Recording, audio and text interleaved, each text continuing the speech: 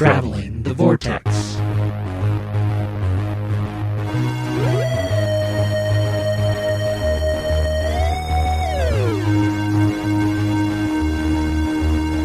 We've joined Sarcasmo as he travels the Vortex and arrive at episode number 343. I'm Keith. I'm Sean. I'm Glenn. How are you guys? Well, Good. Yeah, I'll go with that. Did you guys have a good week? yeah, it's a pretty average week. I had a good week. What'd you do? I snuck out yesterday to go see Dunkirk. Oh, what'd you think? I liked it. I don't think it's as amazing. I've got some friends that are really heavy film guys, and they're very, very, very big Nolan fans. And they just, oh my God, this was like the best movie ever. And it's good. It's a very solid Christopher Nolan movie. It's beautifully shot. It's well made. It doesn't have anywhere near the emotional punch of, say, Saving Private Ryan or, some of the bigger war movies for me. I also, the score drove me a little nuts. Hans Zimmer came back, and that angry violin note. Oh, from the trailer? He's fallen in love with that. He's used that in every movie since Dark Knight, and I'm kind of tired of it. And he's trying to draw out this tension of these guys on this beach that are being picked off every 5, and it's relentless. They get a boat, and the guys get on the boat, and they get 50 yards away from shore, and a German plane comes over and sinks the boat, and they swim back to the shore, and then they get on another boat, and that one goes out and gets sunk. I mean, it's just over and over and over again. You're not getting off this beach alive. I get it. I don't need this in the background of this movie. And it really did. It started to annoy me to that extent. But the film's good. It's very well done, and it's worth watching for sure. I don't think it's as good as, say, Interstellar or Inception or even Dark Knight if we're comparing Nolan films. But it was better than Dark Knight Rises. We also watched King Arthur, Legend of the Sword, the new Guy Ritchie film. I really like Guy Ritchie films. I like Snatch. I like Sherlock Holmes. I love The Man from U.N.C.L.E. And when they said, oh, he's going to do King Arthur, I thought, I'm not sure that fits his...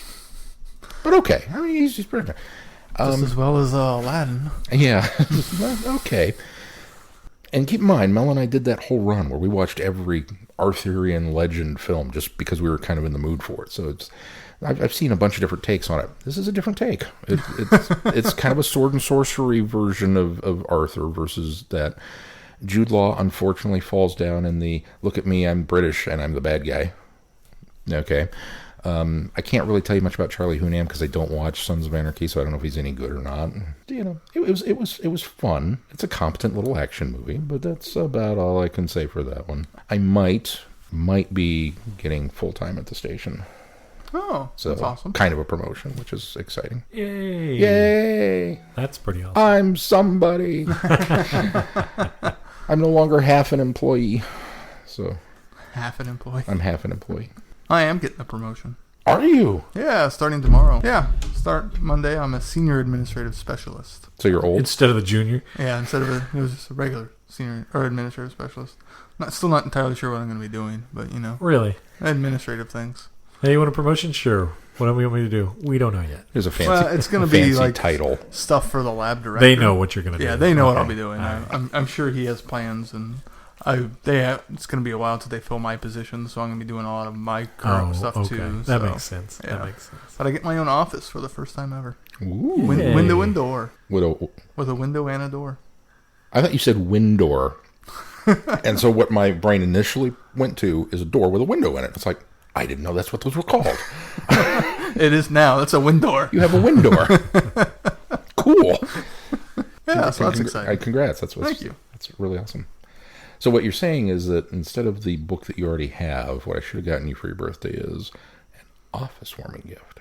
Oh, you still could, I suppose. I need to find a tchotchke. Okay. Yes, and so most of the weekend was birthday stuff. Happy birthday. Thank you very much. Sorry, my present was lame. Oh, it's a great book. I just have already read it. And highly recommend it. Highly recommend it. Glenn got me a little weeping angel that lights up. It's got a light at the base of it that illuminates the face. and it's very creepy. That's very creepy. I don't know. We'll have to post a picture of this Yeah. because I don't think there's anything that we can do to describe No, there really the isn't. sheer terror this thing would. Glenn's laughing at me because I said this earlier. And I was like, this thing is beyond. So what I plan creepy. on doing is taking it to work and leaving it on my desk facing the door, and turn it on and turn off my light when I leave for the day. So the security guard at night, when he walks past my office, freaks out and sees it, even though he probably isn't even a Whovian. And then he also got me A Brief History of Time Lords, so I can join in on this month's Goodreads Book Club selection. If we can twist his arm enough, we'll have a side trip of his review, too. So Or just a very quick review on the book. on that, the podcast. that probably could be done as well. Because I meant to record a side trip on Diary of River Song and never did Oh, either. you're still doing that because since I've taken over recording again, I'm going to make sure it gets done. You and I were supposed to do one on something. Weren't we? That's That what one. I was. That's What what I was was. it? Was it Diary? That one, That's Diary. what I should have done while we were waiting on Sean to show up Just tonight. have Just you have you record record that. So I'm trying to, since I've gotten the vaults, like 2014, I hadn't finished it, so I'm trying to plunge through and finish that real quick, and then I'm going to start this, so I can hopefully get that done in September. So thank you, Glenn. Yeah. Speaking of books, I jumped ahead in my Virgin New Adventure stories. Oh, did you? Just because I was champing at the bit to read it because I'd seen the movie. I read Shakedown, which is based on Shakedown: Return of the Sontarans, which Terrence Dix wrote the script for the film, the fan film that was made, or quasi fan film that was made. Andy wrote the novelization when Virgin came to him and asked if he would novelize it. And the center part, I think we've talked a little bit about this, but the center part literally is the film, and it's bookended by two ends that contain the Doctor, Benny, Roz, and Chris, which Roz and Chris I haven't been introduced yet to, but till now, are on both sides of that. And then one of the guys in Shakedown, whose name is Kurt, is actually part of the story, the overall working story too. So Oh, nice. it's pretty interesting. I really quite enjoyed it. And then that spurred me into thinking, well, I really need to go back and start back where I was. And so I picked up the third part of Cat's Cradle, which is the That's the one you left off. I can remember. 7th, I think. Oh, Because Because there were 4 time worms. there's 4 time Okay, I worms thought there were and 3. 2 Cat's Cradles that I've read so far. So I think I'm on the 7th book now, if you're going in order. And it's Witch's Mark, I think is what it's called. So I started it yesterday, so we'll see how that goes. I stalled out on it because I had read some reviews and they said it's not a very strong story, and I kind of was hesitating, but then I jumped ahead and read Shakedown and thought, okay, I really ought to go back in order again. So I'm back to the start of the series. A Shakedown, or no, it's not Shakedown. What's the one that's attached to Downtime? Wartime. Wartime. Okay. Yeah. Which is Not Shakedown. Benton instead of Lethbridge Stewart. Benton's in Wartime. Right. So. Yeah. I finished a book too. Did you? What'd you finish? Star Wars Aftermath. Oh, yeah. It's not very good. That's on my list of things to read. It was a struggle to get through. I saw your review on Goodreads. You can go and read my review on Goodreads. It's You had commented that the one thing that you didn't like was that they spent too much time on new or peripheral characters it's and didn't all focus on brand new characters. There's like one that kind of introduces you to these characters barely and not really, and it's not heavily connected to like the aftermath, the true aftermath of the end of the Empire. It's this like offshoot on this planet no one's ever heard of, and yeah, it's setting up for other books in the trilogy, I believe, and setting up these characters that continue on and have bigger impact. It's just getting to the end of the book was just, I didn't care about any of the people because I didn't know them previously. See, I'm kind of excited by that because I kind of feel like, yes, I'd like to see the further adventures of Han, Luke, Leia, and Chewie, but I kind of like that the books are doing a thing where they're injecting new characters, because our characters are very familiar, and especially now that we've started a new sequel series, those characters are on film. So I kind of like getting new characters, new places, new locations within the Star Wars universe, instead of feeling like we keep revisiting the same characters and revisiting the same places, which people have had complaints about with the films. I would agree if I had a familiar character introducing me and taking me through the story. So like if they added all these peripheral characters onto a story of somebody I knew, I would like these characters and care more about them, and that would carry me through it. It didn't have to be all 3 of them. It could have been, even if, because it starts off with Wedge, Had Wedge just really carried most of the story more, because you don't get much of him in the films, I would have been okay with that. It's just he drops off quickly and barely resurfaces, and it's just kind of like, oh, all right. It's just when they say Star Wars Aftermath, I expect the aftermath of the Battle of Endor with the rise of the New Republic and what Luke and Leia and Han are doing. That's probably where it's falling down, as it's named itself this, now it's not fulfilling its exactly. title. Yeah. And wasn't it the very first of the new EU? It's the very first of the new EU set after okay. the trilogy. I couldn't remember if it was... Okay. Even still... It wasn't the first one released. Okay. Yeah. But that's still... you say, this is the first new book set after Return of the Jedi. I expect some more familiar characters to show up. Sure. Part of that's my basis off of having read previous EU, too. So, I don't know. We're just going to have to unlearn what we have learned. Yeah. The sequel sounds really good. And it continues these characters, and it brings Han and Leia into it. So, I'm after reading the synopsis, I'm more enthusiastic about finishing the trilogy. I started a new book. I started reading The Long Black, and I'm not sure who this author is. Who's it by? J.M. Angerweirden. Hey, isn't he a new dad? I think he might be. Just recently. Very recently. Yesterday. Yeah. Maybe. So speaking of, we have a new listener. Yeah. Congratulations, Chrissy. And Jared. And Jared. Sounds like it was quite a long event, which I'm sure they will go into much detail when she comes back and the Five-ish Fangirls. Yeah, I saw pictures on Facebook, so I knew that they had the babies. So I hadn't looked into much of it because I figured she'd let us know in due time. So very congratulations. New baby. We did get a movie in, too. We watched Jackie, which was interesting. It was very... Who's in this one? Natalie Portman. Oh, okay, that one, yes. It was impactful. It was very powerful. It's not one I would probably watch again, but it's definitely worth seeing once. It's a stellar performance from her, and it very much focuses on her in the aftermath of the assassination. So it's laser focused onto her pretty much, and it's definitely worth seeing. I could see why it was nominated for Oscars. Anything else? Let's move on to news. Unfortunately, speaking of a downer, we have some sad news to report. Victor Pemberton has passed away at the age of 85. Very sad. Yeah. 85, though. A lot of good years. If the name doesn't ring a bell, we did interview him at Time Eddy and had a panel with him at Time Eddy, and he invented a song Screwdriver and wrote Fury from the Deep.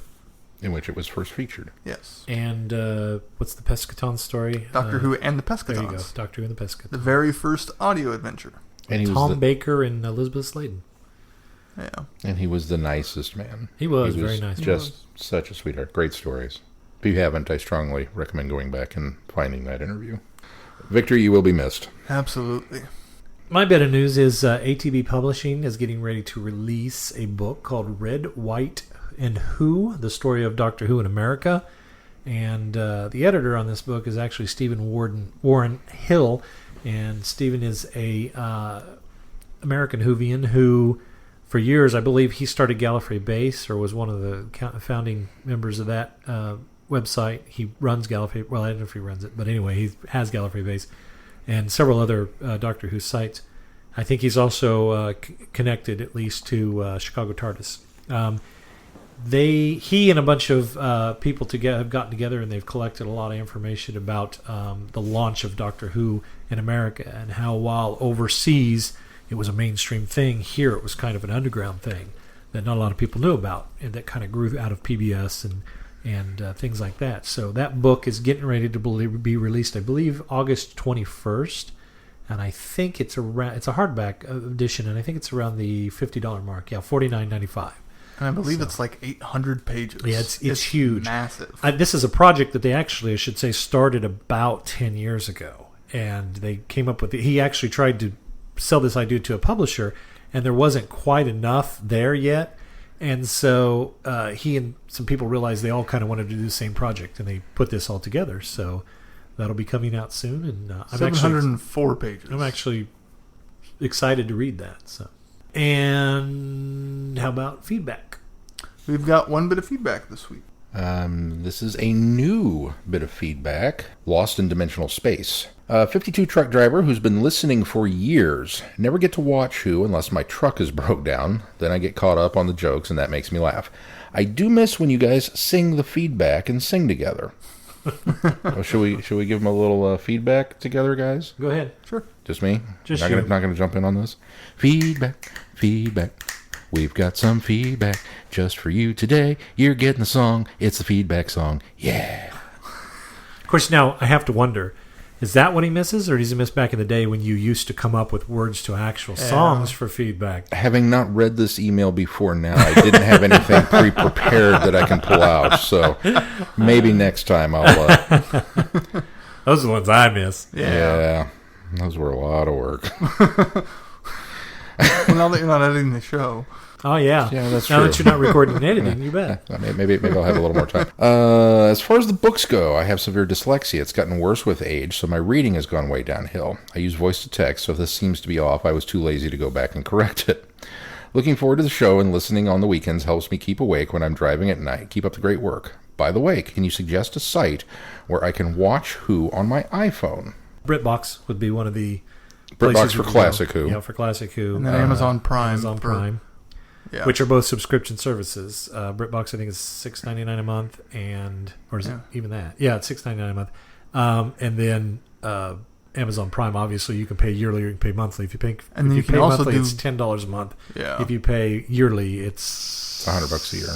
Yeah, like it's less than $120, which would be $10 a month. And I think you can do just the video too, which might drop the price a little bit if you don't want the free shipping for Amazon Prime. Oh, is that right? Yeah. Okay, so there's those options, I suppose.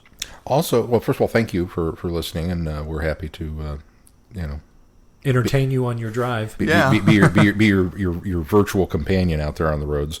I would suggest some Big Finish if you haven't gone that way. As far as the audios, go with the audios adventures because it's it's like a book but not. There's no print, which is kind of nice. Big Finish actually has an app that you can download to your phone, and you can purchase the audios through the app and listen to them through the app. So it's a one-stop shop. You can go there and find whatever you want, and then purchase it. It'll download right to the app, and you can listen to it right there from the app. Also, check your local library. Our local library has. If he's on the road a lot, though. Yeah. Well, but there's a digital version. A lot of them have audiobook downloads you can get, and go. our local library has a bunch of Big Finish and what's called Hoopla, and that's their movie and comic and some ebooks and audiobooks that you can download and listen to even offline, so you don't have to worry about using data while driving. So there is a plethora of Who out there and available for you on the roads, and we salute you. And thanks for listening. Yeah, and thanks for writing in. listening. We're glad you're still with us. All right, shall we move on to our reviews? Yes. Sisters of the Flame. The richest man in the galaxy has just bought a backwards planet with no obvious mineral wealth in the outer reaches of the universe. An obscure mystical sect has been revived after centuries of neglect. A new race of aliens are hunting for prey. Why? As the Doctor and Lucy attempt to discover the answer, it becomes clear that someone is attempting to resurrect the past, and they need a Time Lord to help them achieve it. Bum, bum, bum. This is some of the best Eighth Doctor audios that I have heard. This really kept me on my toes through the whole thing, and it drives a lot of tension and excitement through the whole thing. And there's times where you sort of wonder, how are they going to get out of certain predicaments? Sometimes situation, you think, okay, no, we've got a 13th Doctor just announced, so 8 gets to 13 eventually, but I still find myself on the edge of my seat thinking, and we even know is this the end? And know how he regenerates, and we right. I mean, it's just it's crazy that they can do such a good amount of storytelling here that it still engages me, and I'm still fearful for the lives of the Doctor and the companion.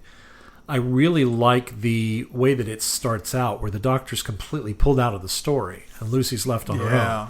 That's really cool. The almost police procedural nature of it. I love the fact that this giant centipede guy, I can't remember his name, comes in and she has these preconceived notions of him and who he is based on, number one, her experience of seeing one of his kind when the Doctor was being taken, and the fact that he's a giant bug that she associates with an Earth creature that's completely different and benign or different.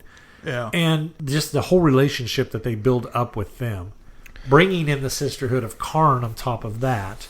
And them trying to get the Doctor and Lucy, and we have no idea why or what's going on, and building to that. It was just a tremendous ride. I really, really enjoyed all of this.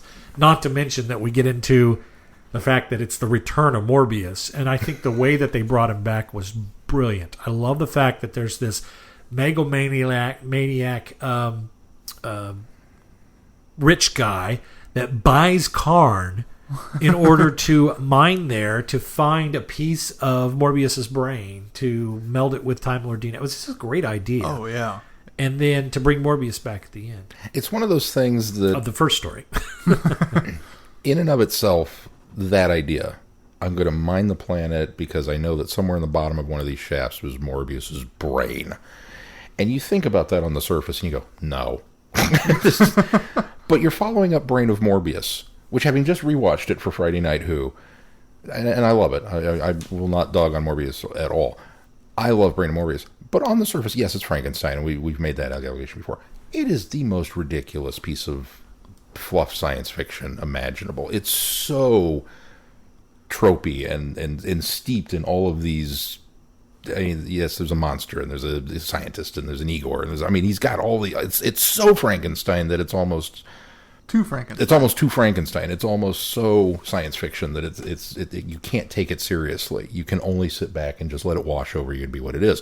And so when you set all this up and then you reveal that we're doing a sequel to that episode and this is how I'm going to make it work, you should be going, what? No, it doesn't matter. That's how well written this is, that you just kind of go along for the ride with this too, because you're like, yeah, okay, cool. Well, and the fact that they take a different approach to it all too. They don't go the same routes of Brain of Morbius. They take the ideas and build on them and strip away the Frankenstein aspects of it to create a completely different story, which works so well. Yeah. Well, I love that even some of the way they allude to hooking Strax. Is that the other Time Lord? Straxus that he captures, that we remember from before in the last season. I think Human Nature, I think he showed up in that. Human Resources. Human Resources, thank you. Having him in some sort of chamber that's lifted up as they're doing the thing just really kind of brought that imagery of Frankenstein's monsters being lifted up into the, as he's trying to meld the DNA with Morbius's brain, the piece of Morbius' brain. It still had a little bit of those nods of the allegory, but didn't go completely there like Brain of Morbius does. So it still kind of strikes some of that imagery that kind of calls back to Brain and Morbius and Frankenstein while taking it a whole different direction and creating a story around that. It just does it so much more subtly. It does. It's very subtle. It is. And in fact, somebody might miss that, but that was something probably because this is a Morbius story in my head is supplanted, so I kind of was looking for those things, and that to me was a bit obvious. Yeah. That's the one downside of doing it in this way. When I went and listened to this, I had no idea. I didn't read ahead of the episode titles. I didn't make the connection. Sisters of the Flame. What is that? I don't know. So I'm listening to the audio, and the doctor's gone, and Lucy's doing her thing. And then the chanting started, and I went, I know that from somewhere. Why do I know that? And then it clicked. I know who these people are. Oh, cool. And so I'm going along and listening further. Didn't even remotely consider this was a Morbius story. Furthest thing from my brain. We've been kicked off Karn. We've done this. We've done the rich guy here, blah, blah, blah. Oh, he's the leader of the cult of Morbius. What? We're actually going to go there? And just with each of those revelations, my love for this ratcheted up another notch, because it was just, I can't believe you're telling this story. You're telling this story. Oh, this is so cool. And a lot of that has to do with just the fantastic job that Nicholas Briggs did writing it. Yeah. Oh, yeah, absolutely. Well, and all the performances in it, too, are just spot on. There's no scenery chewing like there is in actual Brain of Morbius. Yes. Much beloved Philip Maddock, I'm sorry. Oh, yeah, he's so great. No, he's great in the role. And Solon's role needed scenery chewing. This story does not call for that, and so there isn't any there. Although I do think... Ross, though, is fantastic. Sardonyx reaches almost that level of scenery chewing, but not quite there. Well, there's a couple of times in the second one where I think he does get there. He starts giggling maniacally. But side note, did you know who played our favorite centipede cop? I noticed that in the credits. Alexander Siddig. Oh, okay. It's Dr. Bashir. Yeah. did not recognize the voice at all. I didn't recognize the voice either. Because he's that good. And Orinthia was Katarina Olsen returning. Yeah. So the headhunter, only not the headhunter. Right. And I'm pretty sure Barnaby Although Edwards was in clearly this. the Hunter will be coming back, but I may be getting ahead of myself. I think you're getting ahead of yourself. Getting ahead of yourself. If we move into the next one, which to me this is just two parts of one story, so It really I don't is. know that we need a synopsis of the second story, because what I really liked about this was the shift in Morbius was in this one it was this menacing, maniacal, and you really felt the power of Morbius and I Have Returned and the fear and then to get into the next one and kind of start off with him coming back to the chamber and Sardonyx, having the conversation with Sardonyx and about I'm so excited. I mean, it was really a different change in it's been 4 years. And he's been, going across conquering the galaxy. And he talks about these battles, but you can tell that he's worn, he's exhausted, he's tired. Not to mention, he doesn't quite have full power unless he ciphers it off of Straxus all the time. So he's continually feeding off of Straxus in order to stay alive.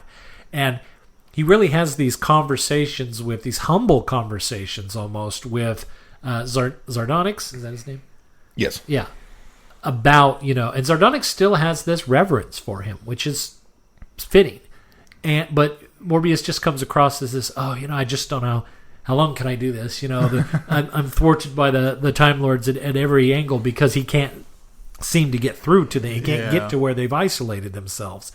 And so it's a neat change in that we have this menacing character at the end of one, and it kind of comes down to the, I don't want to say humanizing angle of him, but showing how he's been worn down by this conquering over the years. And I thought that was a neat change. Well, and it's so cool that the fact we get to see him conquering, or at least hear of the aftermath of what he's been doing. It's not the threat of, if I get out, I'm going to do this. He actually kind of gets to do that. And that's what's awesome, is you get to see Morbius, be evil, and then have on that flip side at once afterwards of the humanizing aspect of him. And it goes a step further than that, too, because it adds all these layers within the idea that Morbius, in Brain of Morbius, he's a brain in a jar, attached a giant thing. Wanting to get his vengeance. Vengeance. But he's also, his brain's been dropped. He's got some lint lying on the floor. He's got some brain damage going on. He's not stable. He's very screamy, megalomaniac kind of, standard villain. He's an over-the-top Doctor Who villain because he's a Dalek, he's Davros, he's all of those guys. It's just this particular has a new model. But then being able to take Morbius and add these, we knew he was a Time Lord, and we knew that he was somebody the Time Lords did fear. But just being able to show that, 4 years. In 4 years, he made it further conquering the galaxy than the Daleks ever did. Yeah. And that he's not just a raving, screaming megalomaniac, that he's a very intelligent, that he's got the stellar manipulator, that he's got which I thought was another, you went there with that. I love it when you can tie two completely different stories together and Big Finish does that all the time, and I love that stuff. But just being able to continually add on these elements of Morbius and really go from just the perceived threat that he could have been in the episode and making him a legitimate threat and a different kind of threat. That, to me, was what really sold me on how well this was really put together. I also like the fact that they weren't afraid to do the rewrite time, to cross the time streams, to go that route with the Doctor, which is something we haven't done in a long time or haven't touched on outside of the new series, which we found ourselves doing that on a weekly basis when Matt Smith was in the role. But it was interesting to see the Eighth Doctor, who I think is a little more by the book as far as not tinkering with his own timeline, to be convinced by Lucy, this is the way to do this. We'll go back and try to do this. And then ultimately the Time Lords being on board with the fact that, because that's really how they kind of change all of this, that 4 years of conquering basically doesn't exist once the Doctor takes the manipulator and is rescued away from Karn. They do fix it in a timey-wimey kind of way, because then Straxus mentions that, the Time Lords are now repairing this, and none of this actually happened. I like how it comes down to the point that Lucy thinks that the Doctor's dead, that he's gone, that he went over the edge with Morbius when they careened down into the cavern over the balcony. And I like the fact that Straxus reintroduces that idea of we could help, we can make you forget, which goes all the way back to the fact that the Time Lords were able to do that to Jamie and Zoe in the second Doctor's trial. So I think that was really kind of a neat nod all the way back to give us more of that Time Lord mythos and mythology that we've had for all these years. And that was neat. I really like that. I liked the idea, too, that we really get that, and it's kind of been augmented now that we've had some new series like in Father's Day that, when 9 makes the comment, well, the Time Lords, if they'd have been here, would have cleaned this up. Right. Yeah. And so now we get to see that kind of in action with them going back. And that was one of the things that just really, that was cool. But then to turn around and tie in War Games with the We Can Make You Forget, I don't know, everything's so magical about this story. What'd you guys think of the end? Like you said, we know where he's going to regenerate. Right. We know that there's a lot more Eighth Doctor to come. I thought Lucy's reaction was powerful. Man, that was an amazing performance she gave. He went over the edge, and I kind of, and then Lucy breaks, and I'm hanging on every word that she says. And there's a small part of my brain that's waiting. I'm waiting for the Indiana Jones joke where he's clinging to a tree root or something. She even just references off cliff. And she even looks over the side. She says he's got to be hanging on somewhere down there. Yeah, and so I'm waiting for it, and there's nothing. And it kind of drags on a little bit, that there's still nothing. There's no sign of the Doctor, that he has evaporated in the thing. And the Time Lords have fixed everything. And we'll go down and get him. Well, we can't do that. But we could make you forget about it. And then it ends with "Take Me Home." And I sat bolt upright out of my chair and went, no, you're not leaving me there. I think that what sells it is her performance. And absolutely. You put yourself as a listener, because I have no doubt in my mind at all the whole time I'm listening that the Doctor's dead. There's no doubt. I don't think he's dead at all. There's no doubt in my mind that he's alive, I should say. Okay, I'm with you. That makes a lot more sense. There's no doubt in my mind that he's alive. I know he's alive and know it goes on. And well, now I'm confused again. Okay. I know he's alive. There's no doubt in my mind that he's alive. There's no doubt in my mind that he's dead. No, I don't know. Anyway, I know the guy's alive. So none of that from my listener perspective is effective. It's when you listen to Lucy and her performance, Sheridan Smith sells it to you. And that's where, from her perspective, you don't feel bad that the Doctor's dead. You feel bad that she feels that the Doctor is dead. And so it's that emotion and that tension that really grabs onto you. Because again, I know he's alive. In fact, when he makes the plea with the Sisterhood of Karn, take me out of here, or, take the thing, the orb thing, or whatever, what was it called? You just said it earlier. Stellar manipulator. Yes, one of those. Take that or take me, but one or the other. It doesn't matter what you do. So in my mind, the Sisterhood's who saved him. Basically, I know that that's what happened, but they leave it there. They don't give it to you, which I really appreciated. In fact, all the way through the credits, I thought, or the credits, the music at the end, I thought, they're really going to pull this and carry this over to next year. And I thought, that's an interesting way to do this. Especially a radio series that people are listening to for the first time, and they've never, maybe you don't even know Doctor Who that familiar. But then to come back and do the after credits thing, which I didn't expect, and I'm glad I didn't shut it off, because sometimes when the credits roll, I shut it off. But this time, I happen to be still listening when it comes back and Lucy gets the knock at the door, and who's to show up? Pretty sure that's the headhunter. Sounded like her. I'd forgotten too, but the other wonderful tie-in is the trapezoidal black hole. Oh, yes. Yeah. And described properly. Yeah. The Time Lords using a time scoop to scoop up all of the Time Lords and recall them to Gallifrey. That was very clever. That was that's a nice, another nice tie-in with other Gallifrey stories. And then once they get to Gallifrey, the fact that they're trapped there and they got dragged there was a great aspect to the story. Just again, that it really illustrates how serious this threat was, that we can't let Morbius come back, so we're going to recall everybody, and the ones that we can't recall, we're just going to nab and put the place on lockdown. Yeah. Right. And it's like, you guys are the Time Lords, right? You should be able to... It adds that menacing fear before he comes very heavily. And then the fact that they stay hidden and can't work their TARDISes. That's just really it. goes to show... To the point that they have banned TARDIS travel, and Straxus is traveling with the Time Ring. Yeah. Yeah. Which is another nifty tie-in Yep. to Genesis of the Daleks. Right. Although we saw the Time Ring before with Straxus in Human Resources. Right. Yeah. It's just a solid two-parter. It really top is. to bottom. There's no way around it. I love the fact that Centipede Cop. That's just cool.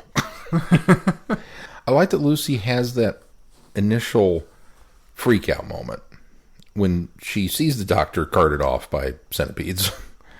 And then Centipede Cop shows up, and she's like, no, you're one of the, And it's almost embarrassing to listen to. It's a little, you're just being racist. You're using that whole you all look alike thing. And that's just wrong, Lucy. But then she recognizes that and apologizes for it. And, what do you guys think of Lucy in that? Because I know I forget which one of you was kind of hot cold on her, depending on which story. Well, it was you, wasn't it? It was first season. I wasn't very fond of her, and then by the end of the first season, I liked her a lot. Of this season, I've liked her. I had warmed up to her at the end of by the end of the first season, and then I got kind of cold on her there for a little bit because it seemed there was some inconsistency in the beginning of the second season. But then I think I warmed back up to her. So, and it's kind of ironic that they talked about the idea of making her forget because she's almost a Donna-like character. Yeah, a bit. That her sass level is very Donna in the way she talks. And she was a temp. Yeah. Yeah. It's like the template for Donna before Donna. Now that you've said that, I wonder. I don't know if it really was, but... I immediately went and followed it up with the next one because I couldn't wait. Just as I was listening to these, and this was the pinnacle of, wow. This was like, at the time I listened to this was the best Big Finish story I'd ever listened to, this two-parter. I really, really, really liked these. And it's been so frustrating to let this gestate until now to get to it with you guys and be able to talk about it and just be like, "What is the most amazing thing ever? I'm geeking out over this." This is definitely some of the best, especially the Eighth Doctor stuff that we've done, and I think of Big Finish as one of my top stories now of everything they've done. Story arc. Yeah. The two stories I would put equal. I mean, they sometimes you've got a first part and you like it, but the second part's better. Or you like the first part, but the second part kind of fell down. No, these were equally as good as one story, and it's good, very good. It's very rare that a two-parter delivers on the promises it sets up in part one, and this is one of the ones that does, and even goes above and beyond what's promised in part one. I'll be really curious to see what you guys think of Orbis, because it is a vastly different style of storytelling and sequence of events, but yet it's still so heavily threaded with the aftermath of these two. So it's a proper third part, but yeah.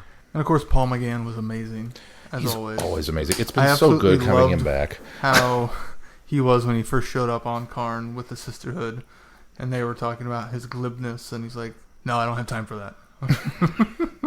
It was, and then he started being glib about it. Yeah, so fantastic and so well performed. All the way up to when they've got him locked in the dispersal chamber. Yeah, and he's pounding on the door. Let me out. And she's like, "Really? That's what you've got?" Yep, that's it. Just the dispersal chamber was another one of those times where I'm thinking, yeah, I know that the doctor survives, but man, this is really intense. Yeah. How are we getting out of this? Yeah. Well, then they grab the time ring. And they're like, aha, we're going to escape. Wait, no, something's not right. We're back to pounding on the door again? Yep. I do like that the time ring overloaded the thing, and that wasn't their escape. That just bought them some time in order for them to realize, oh, wait a minute, Straxus is still there. That's our way to get out of here. Help, let us out so we can go rescue Straxus or get him at least away from Morbius, or from, at the time it's Zardonix? Zardonix, yeah. Zardonix. So yeah, that was cool too, and very, very, very tension driven. Overall, just a great story. I couldn't say anything more about it. It's just terrific. I would agree. All right, I would concur. What do we got coming up on the schedule then?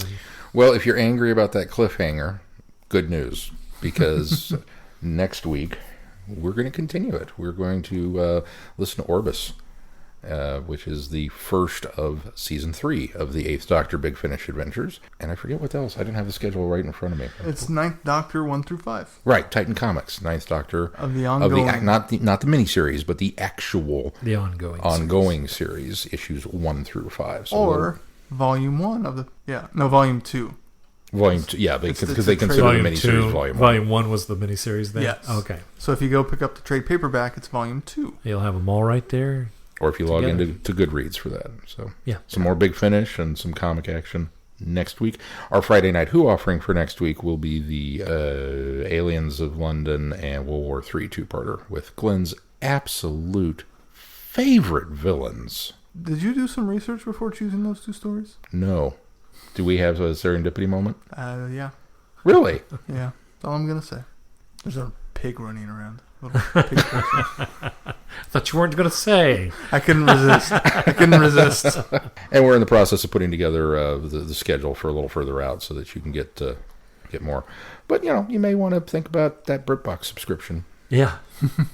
Absolutely. Keith, did you let people know how they could contact us? I did not. So, if you want to contact us, you can go to our website, travelingthevortex.com, and fill out the Send Us Feedback tab, or you can send it directly to feedback@travelingthevortex.